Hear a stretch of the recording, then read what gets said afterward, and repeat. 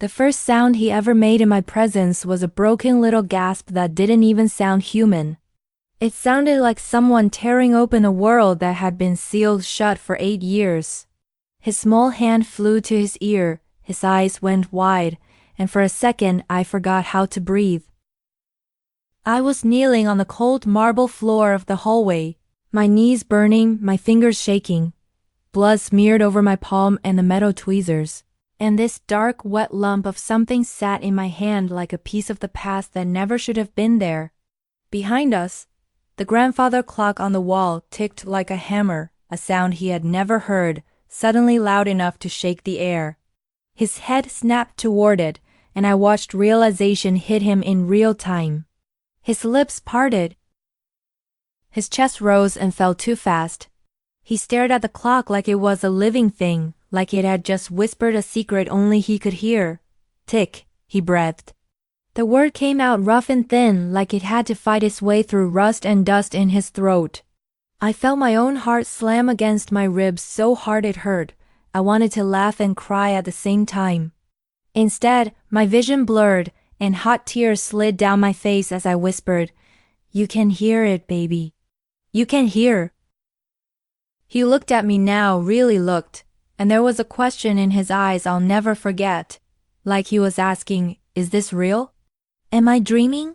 His fingers trembled as he touched his own throat, feeling the vibration of the sound he'd just made. His mouth opened again, a different word trying to form. "Da," he started, and that was when everything shattered. "What did you do to my son?" The shout exploded down the hallway like a gunshot. It bounced off the high ceilings and the framed art and the white walls that had never seen this kind of chaos before. I flinched. The boy flinched harder. His entire body jerked at the sudden noise, and he clapped his hands over his ears, eyes squeezing shut in shock. For the first time in his life, sound hurt him. I looked up.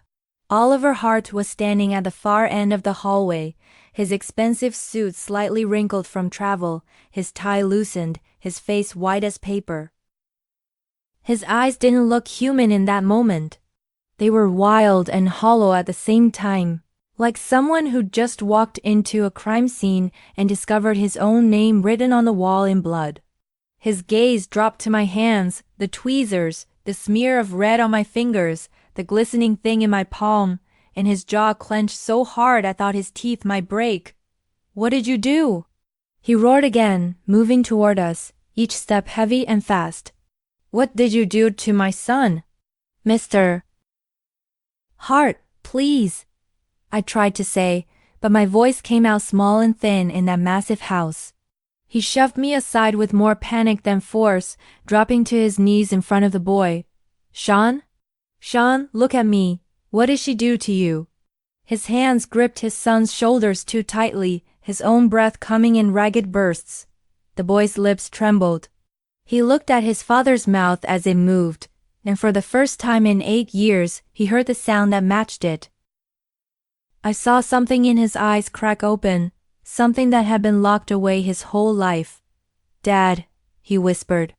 The word was barely there, more air than sound, but it landed in the whirl like a bomb. Oliver froze. His entire body went still, as if time had hit pause on just him. His fingers loosened on Sean's shoulders. His eyes flooded with disbelief so pure it almost hurt to look at. "What did you say?" He whispered back, his voice suddenly hoarse. Sean swallowed. His small hand lifted and touched his father's face, his fingers tracing the shape of his jaw like he was confirming it was real. "Your voice," he murmured, struggling with each syllable. "Is that your voice?" Something inside Oliver collapsed. I saw it happen. The billionaire, the man whose last name opened doors and started rumors and controlled entire companies, looked like a little boy in that moment, lost and terrified. Tears filled his eyes, but before the miracle could fully land, before he could even begin to understand it, his gaze jerked back to me, to my bloody hands, to the dark thing in my palm, to the metal pinched between my fingers. "Security!" he shouted, the fear turning into fury in an instant. "Now!" The word hit Sean like a slam to the chest. He clamped his hands over his ears again, overwhelmed, but this time he didn't shut down. He looked between me and his father, confusion and panic fighting in his eyes. Two men in dark suits appeared at the far end of the hallway almost immediately. They'd been waiting, as they always did, in the background like shadows that ate problems for breakfast. They saw the scene, me on the floor, my hands, the boy, the father, and that was enough. One moved toward me, the other toward the boy. "Get her away from my son," Oliver snapped, still shaking, his voice raw. "Call the police." She touched him. She stuck something in his ear. She could have, his voice broke. She could have killed him. Sean let out another sound then, a real one, not a broken half-whisper. A scream. High and sharp and desperate, like every silent tear he'd ever cried finally found a way out. "No," he choked, and the fact that he could form that word almost made me dizzy. "No, don't take her." The guard's hand closed around my arm, rough and final. I didn't fight. My heart was slamming so hard I thought I might pass out, but my mind was strangely clear. I looked at Sean, at the boy whose world had just cracked open with my shaking hands and a pair of tweezers I wasn't qualified to hold. "It's okay," I mouthed, forcing a small smile even as tears blurred my vision. "You're going to be okay." He shook his head, reaching toward me, and the sound that came out of him this time was pure, raw grief. It cut through me more than the fingers digging into my arm. For the first time, his pain had volume. As they dragged me away down that perfect polished hallway, I remember thinking one thing, over and over. If you're watching this video, listening to my voice, you need to know this didn't start in a mansion with a billionaire screaming and a child hearing the world for the first time. It didn't start with blood on my hands or security guards at my back. It started in a cramped kitchen in Newark, New Jersey, with a stack of unpaid bills and an old woman who refused to stop believing that love could still change things. My name is Victoria Deer, and before I ever stepped inside the Hart estate, I was nobody. At least that's how the world saw me. Just another woman in a cheap uniform, working too many hours for too little pay, trying to keep my head above water in a city that didn't care if I sank. Our apartment was on the third floor of a brick building that had seen better days about 30 years before I was born. The stairs creaked in a way that made you think twice about gaining weight. The hallway smelled like a mix of fried food, bleach, and the weed the guy in 3x swore he only smoked occasionally. Radiator hissed in the winter and refused to shut off in the spring. The windows let in more noise than light. But it was home. Inside those peeling walls, there was a small round table pressed against the window, a couch that sagged in the middle, and a narrow bed where my grandmother spent most of her days by then. Her name was Evelyn, but I'd called her Nana since I could speak. She was the kind of woman who could stretch $10 like it was elastic and still find a way to make you feel rich because she'd saved the last good piece of chicken for you. My parents died when I was 11. Wrong place, wrong time, drunk driver, rainy night. The police officer who came to the door tried to talk slowly, carefully, like choosing the right words might keep my world from cracking. It didn't. Nana stepped in without blinking. She took me in, took on 2 extra cleaning jobs, and never once made me feel like I was a burden. "Family isn't about who's convenient," she used to say, her hands deep in dishwater. "It's about who you refuse to give up on." By the time I was 27, the roles had reversed. Her legs were weak, her lungs were weaker, and the arthritis in her hands turned even simple things into battles. I did the cleaning now. I did the cooking, the errands, the long walks to the cheap grocery store where the produce was always a little too soft. I worked 3 part-time jobs, waitressing, cleaning offices at night, and sometimes helping out at a daycare when someone called in sick. It was barely enough. The day everything changed, there was a letter on the table when I came home from my morning shift at the diner. It was one of those official-looking envelopes, stiff and beige, with my name printed in the kind of font that never brings good news.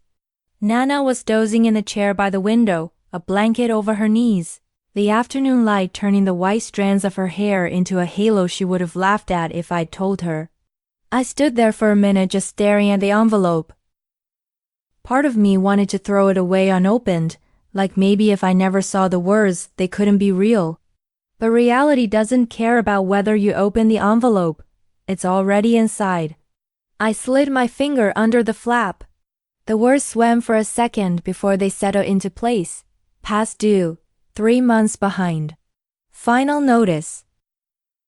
If the balance was not paid within 30 days, my grandmother would be transferred from her current nursing facility, the one that actually called her by her name, that kept her room clean and her medication organized, to a state-run home with a reputation everyone in our neighborhood knew but didn't talk about aloud. People went in there and came out thinner, quieter, or didn't come out at all. My eyes burned. The numbers on the page might as well have been written in a foreign language. I did the math anyway. Even if I picked up every extra shift I could, even if I stopped eating anything that didn't come out of a can, I wasn't going to make it. Not in time. The room suddenly felt too small. I could hear the neighbor's TV through the wall, some game show with canned laughter that made me want to scream. Instead, I walked over to Nana and knelt down beside her chair. She stirred, her blue eyes blinking open. "You're home early," she said, her voice soft and raspy. "Slow day," I lied. I didn't tell her about the letter. I didn't want to see that flicker of worry in her eyes. She'd carried enough for both of us already. "You hungry?" "When am I not?" she asked, smiling, and I smiled back because that's what we did. We found reasons to laugh even when there weren't any. After I made her a bowl of soup and forced myself to eat half a sandwich, I sat back down at the table with my battered old phone and opened up the job listings.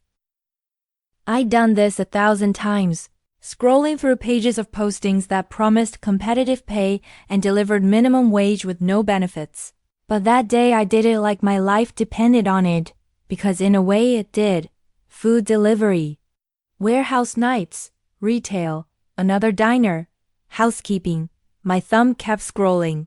Most of the jobs were across town or in parts of the city I wouldn't feel safe walking in after dark. Some required certifications I didn't have. Others wanted flexible availability, which was code for "we own your soul and your schedule." And then I saw it. Live-in housekeeper, Hart Estate, Greenwich, CT. The name meant nothing to me then. I didn't read Forbes. I didn't watch business news. Billionaires lived on another planet, one where rent was an abstract concept and hospital bills were numbers their assistants handled. But the salary next to the posting didn't look like it came from my world. It was more than I made in 3 jobs combined. My heart stuttered. It almost looked like a mistake. Live in. I glanced at Nana's room. The idea of leaving her, even with the care facility, twisted my stomach, but the numbers on the notice twisted harder. The listing said, "Discretion required. Experience preferred, but not mandatory. Must be comfortable with strict household rules. Background check required." Strict rules I could handle. I'd lived under stricter. Background check didn't scare me. I had nothing to hide. Discretion required sounded fancy but really just meant, don't run your mouth about what you see. I'd been minding other people's business without comment my entire life. Without letting myself think too long, I tapped the number at the bottom of the listing. The woman who answered sounded like she'd been born in a blazer. "Hart Estate Staffing, this is Karen," she said. Clipped and efficient. Hi, I managed, suddenly aware of how tired my voice sounded. "My name is Victoria Deer. I'm calling about the live-in housekeeper position?" She asked about my work history, my references, my ability to follow instructions, my health, whether I had a record. I answered everything honestly. There was a pause on the line that felt like someone weighing my entire existence in her hand. We've had over 200 inquiries, she said finally. Why should we consider you? My mind went blank for a second. I wasn't good at selling myself. I wasn't used to anyone asking what made me special. I almost said, I don't know. But then I glanced at Nana's door and something steadied in me. Because I notice things, I said quietly. I take care of what's mine like it's worth $1 billion, and I'll do the same with what's yours. I don't steal, I don't gossip. I show up. Every day, even when I'm tired, even when it's hard. If you hire me, you won't have to think about your floors or your laundry or whether a stranger is walking through your house taking pictures for Instagram. You'll just know it's handled. That's why. There was another pause. I wondered if I'd said too much. Then she sighed. Can you be in Greenwich for an interview tomorrow morning? My heart jumped into my throat. Yes, I can. Bring identification and references. The address will be texted to you. Be on time, Miss Dear. Mr. Hart values punctuality. When I hung up, my hands were shaking. I stared at the cracked screen of my phone, at the little Hart Estate confirmation notification, and I felt something shift inside me. Like a train I didn't know I'd boarded was suddenly picking up speed. That night, after I helped Nana into bed and made sure her medications were lined up in the little plastic box, I sat on the edge of my own mattress and stared at the ceiling. What are you thinking so hard about? She asked from the other room. Her hearing wasn't what it used to be, but her intuition was sharp as ever. Just possibilities, I said. She chuckled. Possibilities are just decisions waiting for you to grow a backbone, baby girl. I smiled in the dark. You ever wish you'd made different decisions? I asked. She was quiet for a long moment. Everyone does, she said finally. But the important question isn't, what did I do? It's what am I willing to do now? I lay there long after she started snoring softly, thinking about that, about cause and effect, about how tiny choices, a phone call, a yes, a no, create whole lives without asking permission first. I didn't know then that the decision I just made would drag me into a world of marble hallways and silent children and doctors who lied because it paid better. I didn't know that my hands would one day pull a miracle out of a little boy's ear while his billionaire father screamed at me.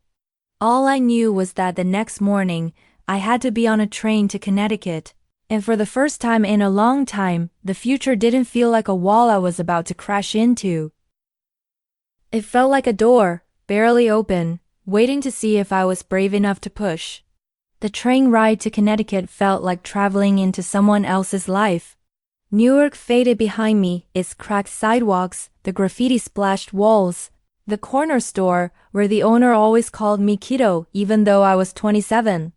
The farther the train moved, the cleaner the world became.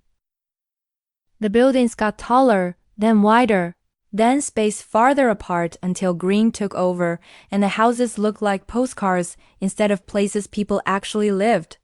By the time we entered Greenwich, I felt like I was trespassing. Everything was too quiet, too manicured, too expensive looking to be real. Even the air smelled different, less exhaust, more money. The rideshare dropped me at a long driveway with a black iron gate taller than any doorway I'd ever walked through. 2 stone lions guarded the entrance. A small keypad glowed red beside the gate. Before I could chicken out, I pressed the button. Hart Estate, a voice said through the intercom, crisp and cold. It's Victoria, dear, I answered, suddenly aware of how thin my jacket was compared to the winter coats I saw on joggers passing behind me. I'm here for the interview. The gate buzzed, then swung open with a slow mechanical groan that reminded me of something ancient waking up. As I walked through, pulling my thrift store suitcase behind me, the world opened in a way I hadn't expected. The driveway curved between towering trees and perfectly trimmed lawns. There were fountains, marble statues, flower beds that probably cost more than my rent for an entire year. The mansion grew larger with every step, until it looked like something you'd see in a movie about royalty. 3 stories, white columns, windows taller than me. For a moment, I wanted to turn around. Everything felt too big, too clean, too quiet for someone whose shoes still held stains from the diner, but I kept walking. The front door opened before I reached it. A woman in her late 50s stepped out, stiff posture, gray hair pulled so tight it looked painful, a uniform that made her look like she'd never taken a long breath in her life. "You're Victoria," she said, her voice flat as a ruler. "Yes, ma'am. I am Mrs. Patterson, head housekeeper." "Follow me. Do not touch anything unless instructed. Speak only when spoken to, and do not wander. This is a professional environment, not a playground." "Yes, ma'am," I repeated. She gave a curt nod, turned, and led me inside. The interior was colder than outside, not temperature-wise, but spiritually. The air felt heavy and still, as if every sound was muffled before it had the chance to travel. The floors were polished stone, so shiny I could see my reflection. Art lined the walls, paintings that looked older than the building. Sculptures of faces frozen in emotion I couldn't identify. Silence ruled this place. A kind of silence that didn't feel peaceful. It felt punished. As if any noise that dared to exist had been disciplined out of the walls. Mrs. Patterson walked briskly down the hallway, heels clicking with military precision. "You will be expected to complete daily chores," she said. "Cleaning bedrooms, laundering linens, maintaining the kitchen, polishing surfaces. We rotate duties to avoid monotony." She paused, then added pointedly, "Though some employees struggle with following simple instructions." I stayed quiet. She pushed open a door into what must have been a study. A man stood by the tall window with his back to us. He didn't turn at the sound of the door. Didn't acknowledge us at all. He was dressed in a navy sweater and slacks, hands in his pockets, shoulders slightly hunched. Even from behind he radiated something I couldn't name than emptiness wrapped in money. "Mr. Hart," Mrs. Patterson announced. He didn't turn. "Your applicant is here." A long pause. Then, without moving, he said, "Does she speak English?" "Yes," I answered, because something told me he was testing my existence. "Do you steal?" he asked, voice flat. "No." "Do you gossip?" "No." "Are you easily attached to things that are not yours?" I hesitated. "No." "Good. And do you follow rules?" "I try," I said honestly, because I didn't know what kind of rules he meant. He finally turned then. "I seen pictures of wealthy men on TV before, silky hair, tailored suits, smiles designed by marketing teams. Oliver Hart wasn't like that. His hair was slightly messy, dark circles under his eyes, jaw tense like he hadn't slept in days. His face was handsome in the way expensive statues are carved, sharply, beautifully, but cold.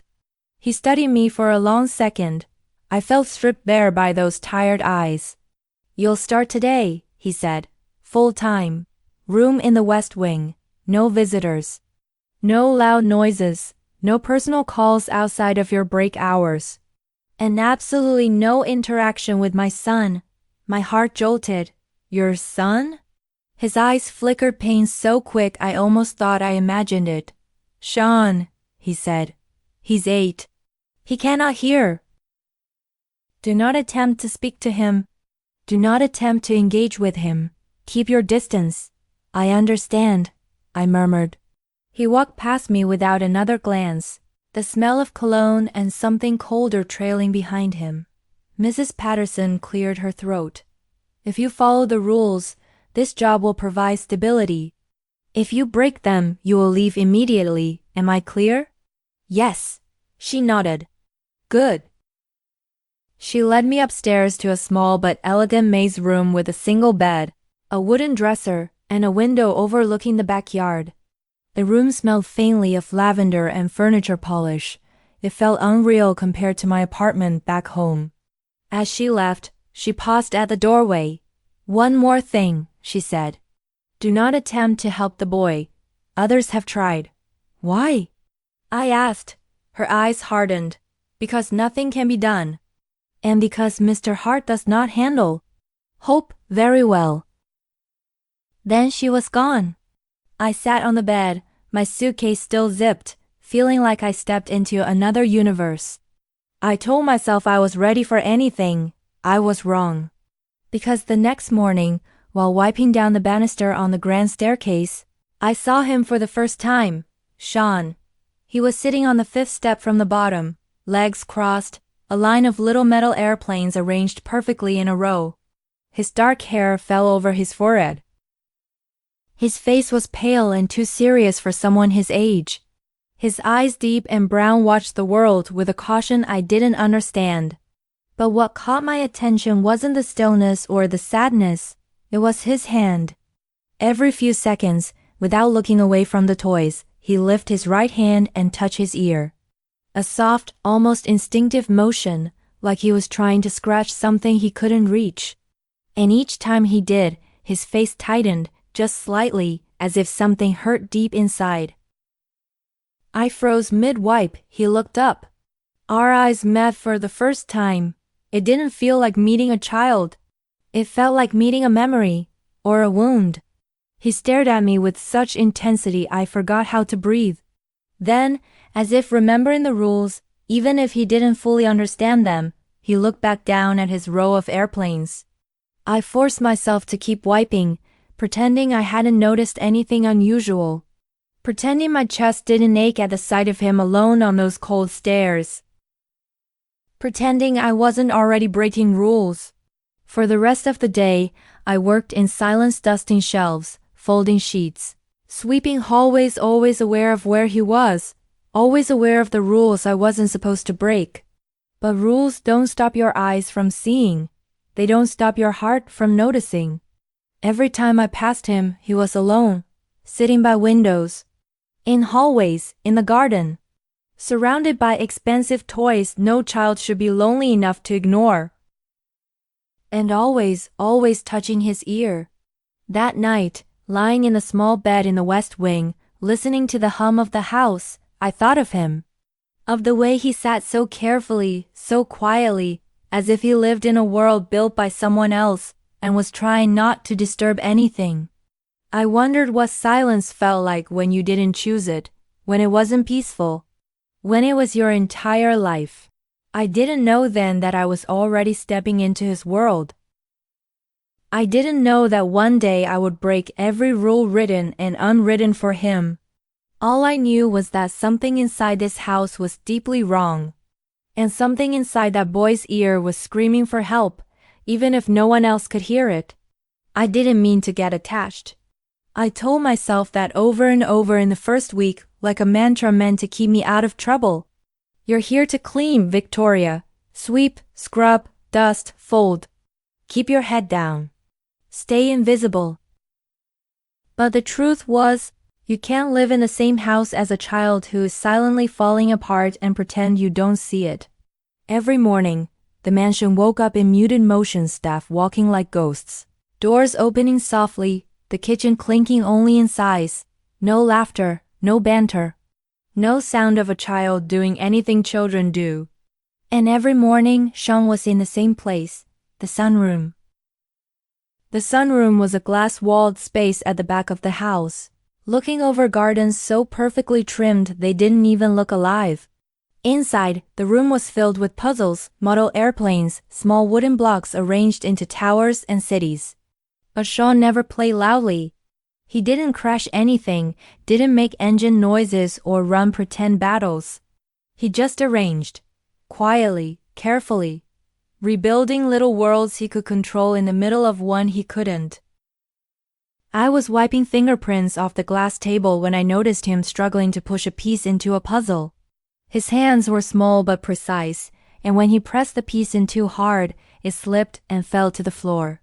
He froze, his lips tightened, and he touched his ear again, thumb just brushing the outside, as if trying to soothe something only he could feel. My heart squeezed. Before I could stop myself, before I could remember the rules, I crouched beside him, picked up the puzzle piece and held it in front of him so he could see my hands and face at the same time. I moved slowly, exaggerating the motion, making sure he knew I wasn't touching him, wasn't surprising him. He watched me like a deer watches a passing truck, still, alert, ready to bolt. I placed the puzzle piece in the empty slot and pressed it down gently. Click. His eyes widened. Not dramatically, just a tiny flicker, but it was there. He looked at the puzzle, then at my hand, then up at me. Our eyes met again, and for a moment the silence between us wasn't heavy. It was alive. I smiled, small and soft. He blinked once, twice. Then something miraculous happened. The corner of his lips twitched upward. Not fully, not confidently, but it was a smile. Barely born, fragile as smoke, but a smile. I swear my heart cracked open. I lifted my hand and gave him a tiny wave. He hesitated, then waved back. It was the smallest moment. But for him, for me, it was everything. That night, I made something simple, a paper crane. I folded it from a piece of scrap paper I'd found near the pantry. My grandmother had taught me origami when I was a kid. When your hands are busy, your mind can breathe, she used to say. The next morning, on my way downstairs, I placed the crane on the step where Sean always sat arranging his airplanes. No note, no explanation. Just a little shape meant to say, I see you. I didn't wait around. I didn't watch him find it. I didn't want to scare him or break any rules. But the next day the crane was gone. And in its place was a folded piece of paper. My breath caught as I knelt to unfold it. Inside, in shaky block letters that looked like they belonged to a much younger child, were 2 words, thank you. I pressed the paper to my chest and closed my eyes. Lord, I whispered under my breath, please let me help this boy. Just show me how. I didn't know then that I was asking for something much bigger than I understood. From that day on, Sean and I built our own quiet language. It started with tiny things, me cleaning near him and leaving a small candy wrapped in gold foil. Him placing a drawing in my cleaning cart when he thought I wasn't looking. Soon, he started signing in small gestures, not formal sign language, but his own little vocabulary created from a life lived inside silence. A double tap on his chest meant he was happy. A point to the window meant he wanted to go outside. A pressed palm to his stomach meant he was scared. Pressed palms together meant safe. The first time he signed safe to me, I had to turn away so he wouldn't see me cry. But of course, nothing stays hidden forever. One evening, I was wiping the stainless steel fridge in the kitchen when I felt someone staring at me. I turned and Mrs. Patterson was standing in the doorway, arms crossed, eyes like 2 cold blue lasers slicing through me. I've seen you, she said, voice low and sharp. With the boy. My stomach dropped. Ma'am, I told you the rules, she snapped. I warned you. Mr. Hart has expectations. Staff does not become involved. I wasn't. Do not lie to me, Victoria. Her voice was quiet, but it carried the threat of consequences I couldn't afford. You think this house is a place for you to play savior? You think you know better than the doctors? Better than his father? You don't. I swallowed hard. He's just lonely. She stepped closer. Lonely is not your concern. There was something else in her eyes, not cruelty, but fear, pure fear. You don't understand, she said, voice trembling just a little. The last girl who thought she could help him lasted 1 week. Mr. Hart doesn't tolerate disruptions. Especially with his son. I frowned. What happened to her? She was dismissed, no references, no severance. She's probably still trying to find work. Do you want that? Do you want your grandmother out on the street? Do you want to lose everything because you think you saw something no one else did? I bit the inside of my cheek until I tasted blood. No, ma'am. Good. Her chin lifted. Then stop, whatever you're doing. Stop now. She turned and walked away, her heels echoing through the kitchen like a countdown. I didn't know how to stop. After she left, I leaned against the counter, breathing hard. My chest felt too tight, like the air in the house was suddenly poisonous. I thought of Sean's drawings, his shy smile, the way he touched his ear like something inside it was tearing him apart, the way no one else looked at him long enough to notice. My hands shook. Before bed, I opened my Bible, my grandmother's Bible, pages worn at the edges, verses underlined in her shaky handwriting. I wasn't someone who quoted scripture or preached, but I believed in responsibility, in compassion, in cause and effect. My grandmother used to say, God doesn't always send help in fancy packages. Sometimes he sends it through people who have nothing but willing hands. I stared at that verse in her handwriting for a long time. I didn't sleep that night. The next morning came cold and gray. I was sweeping the hallway outside the sunroom when I heard it, a soft thud, followed by a quiet strangled sound. I froze, broom halfway down the handle. Then I heard it again, a muffled cry. My heart jumped. I followed the sound down the hallway, past the portraits, past the marble busts, past the double doors that led to the garden. When I stepped outside, the air hit me like a slap, cold, sharp, unforgiving. And there he was. Sean was sitting on a stone bench, hunched forward, both hands clamped over his right ear. His face was twisted, eyes squeezed shut, tears streaming silently down his cheeks. He wasn't just sad, he wasn't just lonely, he was in pain, real pain. I dropped the broom. It clattered onto the stone path, but he didn't react. He couldn't hear it. Sean, I whispered, running to him and dropping to my knees. Sean, look at me. He opened his eyes, red, wet, terrified. He looked at my lips as I spoke, reading them like he always did. Your ear? I signed clumsily, touching my own ear. He nodded, tears falling faster. Can I look? I signed. He hesitated, a flicker of fear, trauma written in tiny tremors in his fingers. But then he leans forward. Trust. That was the moment everything inside me shifted. That was the moment the line between housekeeper and human being became impossible to pretend existed. I tilted his head gently toward the morning light. And that's when I saw it. Deep inside his ear canal, wedged so far in I couldn't understand how anyone had missed it, was something dark, dense, too big to be normal, too heavy-looking to be harmless. My breath caught. What is that? I whispered. I leaned closer. It wasn't just wax. It wasn't just debris. It looked like buildup, thick, hardened, years of accumulation that had no business being there. I pulled back, heart raging in my chest. How could a specialist miss this? I said under my breath. Sean watched my face and his expression changed, fear, confusion, hope, all fighting for space. We need to tell your father, I signed. Instant panic crossed his face. He shook his head violently, backing away, hands flying, signing frantically. No doctors. Hurt, always hurt, never help. And I understood. 8 years of tests. 8 years of procedures. 8 years of hands poking where it hurt.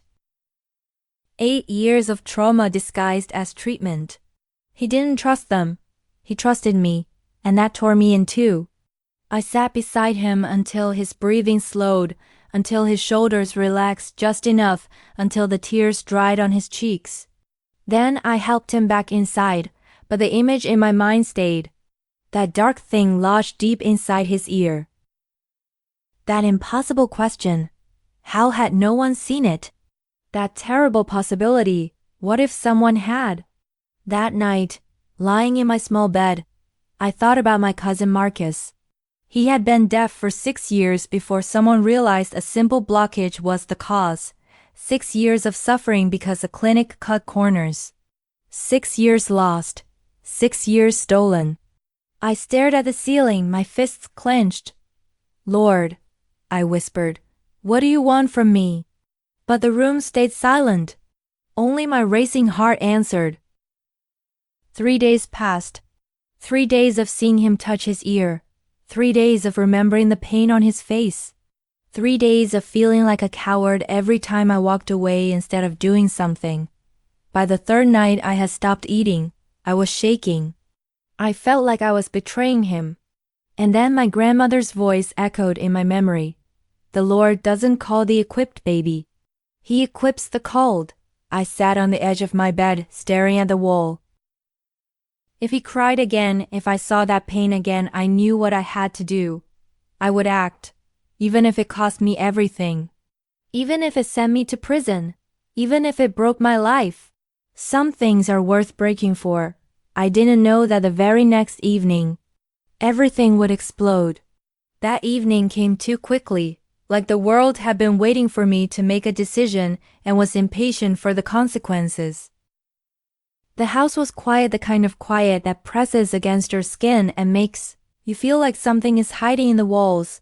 Oliver was away on business. The staff moved through the mansion like shadows, avoiding eye contact, avoiding noise, avoiding anything that might draw attention. I was folding linens on the upstairs hallway floor, smoothing every wrinkle the way Mrs. Patterson demanded, when I heard it, a thump, not loud, not sharp, but final. My head shot up. Another sound, this one softer, but soaked in pain. A sound no one else could hear but that somehow echoed through me. I dropped the linens, my feet moved before my brain did. Past the guest room. Past the gallery hallway where expensive paintings stared down at me like witnesses.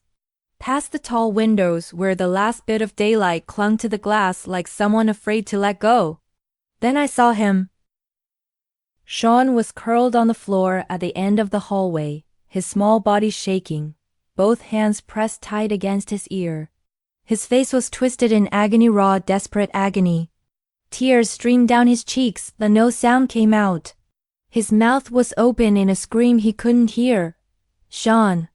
I ran to him and slid to my knees, nearly losing my balance on the polished floor. I'm here. I'm here. His eyes opened, wild, wet, pleading. He reached toward me with one trembling hand, the other still gripping his ear as if it were on fire. Baby, I whispered, signing at the same time, can I look? I'll be gentle. I promise. He hesitated for a fraction of a second, fear tugging at every muscle in his face. And then he leaned forward. Trust, pure, breakable trust. My hands were shaking as I tilted his head toward the nearest lamp. My breath caught in my throat. The dark mass inside his ear was worse than before, swollen, glistening, pressing outward like it was trying to escape. Something inside me cracked. How could anyone have told this father that nothing could be done? How could doctors have looked at this and shrugged? I swallowed hard. My hands trembled. I knew what I had to do. I wished someone else would do it in my place, someone trained, someone qualified, but the truth was brutal and simple. No one else was going to try. I reached into the pocket of my apron and pulled out the sterilized tweezers I had taken from the first aid kit 3 days ago. I had cleaned them 3 times. I had prayed over them. I had begged myself not to use them. But here I was. Okay, I whispered, partly to him, partly to God, partly to the terrified version of myself crouched on that cold marble floor. Okay, we're going to do this slow. He looked at the tweezers, eyes wide with fear, but he didn't pull away. He pressed his hands together, the sign he'd created for safe. I nearly broke. Good boy, I whispered. You're safe. I won't hurt you. He breathed out, shaking. I positioned the tweezers at the opening of his ear. My hand trembled violently. I stopped, inhaled, exhaled. My grandmother's voice floated through me again. Courage isn't the absence of fear. It's doing the right thing even when fear tries to own you. My hand steadied. Slowly, carefully, I inserted the tweezers into his ear canal. Sean tensed, his fingers digging into my arm, but he didn't pull away. His breathing was shallow, panicked. I've got you, I whispered. Just a second, sweetheart. Just 1 second. I felt it then, something firm, sticky, resisting me. The blockage, years and years of hardened debris, packed in like concrete. My stomach flipped, my vision tunneled. I tightened my grip on the tweezers.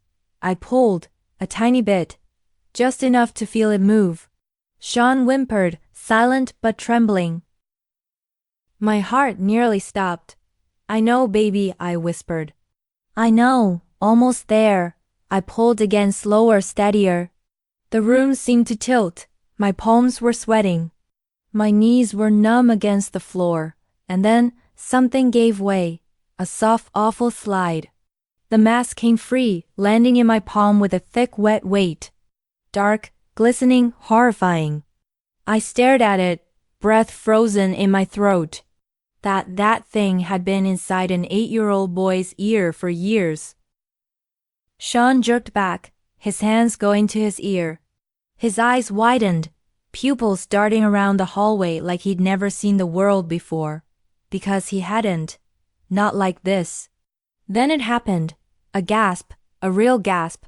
The first sound he had ever made that wasn't silent air or learned imitation. A sound full of shock and fear and wonder, all tangled together. He looked at my mouth moving. He looked at the walls. He looked at the grandfather clock. And then his head snapped toward it. Tick. His whole body trembled, his lips parted, his jaw shook. Tick, he whispered. I burst into tears. My hand flew to my mouth. I couldn't breathe. Yes, I choked out. That's the clock, sweetheart. You can hear it.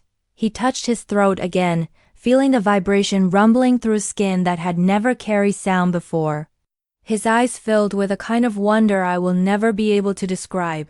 He opened his mouth again. Dad, he whispered. I didn't get the chance to react. Because the universe ripped open. What have you done to my son? Oliver's voice tore through the hallway like an explosion. Heavy footsteps thundered toward us, echoing like gunshots. Sean screamed at the sudden noise, his first true scream, and pressed his hands over his ears as if the world was attacking him. And for a man hearing his child scream for the first time in his life, Oliver didn't understand. He didn't see a miracle. He saw blood. He saw tweezers. He saw me. He shoved me so hard I nearly hit the floor. Sean, look at me, he yelled, grabbing his son's shoulders. What did she do? What did she do to you? Sean looked up at him, eyes wide, terrified, and whispered again, Dad. Oliver froze, everything inside him stilled. His legs almost buckled as he whispered, You can hear me? But before shock could become understanding, he turned on me again, on the bloody tweezers, on my shaking hands, on the mass in my palm. Security, he bellowed. Get her away from my son. Call the police. No. Sean cried, reaching for me, trying to say more words, but they tangled in pain and fear. Don't take her. His voice cracked the air. It cracked Oliver. And it cracked me open completely, but the guards were already there. Rough hands closed around my arms. I didn't fight. What right did I have to fight? I wasn't a doctor. I wasn't qualified. I had acted on instinct, on faith, on desperation. Maybe that made me brave, maybe reckless, maybe both. As they dragged me away, I mouthed to Sean, It's okay. He shook his head violently, sobbing loud, messy, heartbreaking sobs, the kind he had never been able to make before. The guards threw me into the security office. They didn't handcuff me, but they stood by the door like I was a criminal. My whole body shook. I waited for the police, waited for destruction, waited for consequences that I deserved and didn't deserve at the same time. But the door opened, and instead of police, Oliver walked in. His face was pale, his hands were shaking, his eyes were red. He wasn't a billionaire in that moment. He wasn't powerful. He wasn't intimidating. He was broken. He closed the door behind him and stood there, chest rising and falling, trying to hold himself together. "Victoria," he whispered. My breath stalled. He took one step toward me, then another. And then, he dropped to his knees in front of me. I flinched, completely unprepared. "Mr. Hart?" "No," he said quietly, voice cracking. Don't call me that. Not right now." He bowed his head. "I'm sorry," he choked. "I'm so sorry." Tears slid down his face, silent at first, then shaking. I stared at him, stunned. "Sir, He lifted his head, and his eyes looked like the eyes of a man who had just been forced to see the truth at gunpoint. "The doctors knew," he whispered. "They saw the blockage years ago. It was in his records. They ignored it. They kept him deaf because the ongoing tests and appointments were profitable." The word tasted like poison in his mouth. My stomach flipped. My breath caught. My heart broke all over again. He wiped his face roughly with his sleeve. "I trusted them. I trusted degrees and clinics and specialists who didn't give a damn about my son. I spent millions trying to fix something I never even looked at myself." He looked up at me. "But you did." His voice shook. "You saw him. You paid attention. You cared. And you did what someone with all the resources in the world never had the courage to do." My throat tightened. I just wanted to help him." "That's everything," he whispered. He stood slowly and extended a hand. "Come with me." The guard stepped aside. He led me down the hallway, across the mansion, into the garage, into his car. He drove us to the hospital where Sean was resting. The moment we walked into the room, Sean's face lit up. He ripped off the headphones the nurses had given him. He'd been listening to music, hearing it for the first time, and he ran to me, throwing his arms around my waist. "Thank you," he said, one clear word. His voice was rough and unsure, but it was beautiful. I knelt and held him tight, tears falling onto his hair. "You were always meant to hear, baby, always." He looked up at his father. "Dad," he whispered, "I can hear your heart." Oliver choked on a sob and pulled his son into his arms. For the first time in 8 years, father and son held each other inside a world with sound. Weeks passed. Oliver exposed the hospital, sued everyone involved, donated millions to clinics treating underprivileged children, started a foundation in Sean's name. He offered me anything: money, a promotion, an education.